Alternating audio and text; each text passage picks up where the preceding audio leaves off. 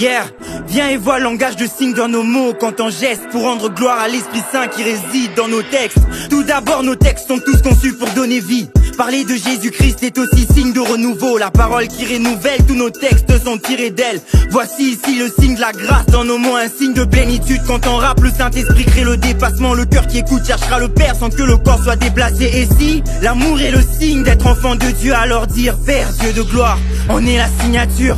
Très souvent les savants savent savourer les écrits des saveurs qui lisent. Et si pour eux méditer soude le savoir, pour nous c'est un signe qui sauve et fait vivre nos os et résout tous nos maux quand il faut que l'on reste à fond. Au-delà des signes de vie, il y a aussi les signes de mort. Le signe de celui qui refuse les ordres et s'enorgueillit. Le Père nous a fait libres mais donne à tous des directives.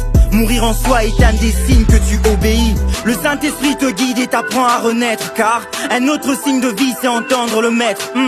Lui la source intarissable qui vit dans nos cœurs éteindra le feu de la peine horrible qui a brûlé tes terres. Le Seigneur épare les pertes, il retire les pierres des portes, mais à part et épargne tes parts des frappes. Le papa de ceux qui manquent de père, la force des faibles, la force de ceux qui parlent de Dieu, parle de Dieu. Ah, donne-nous de voir ton sanctuaire, toi le 3 x 5, accentue la sainteté au sein de nos sacerdoces.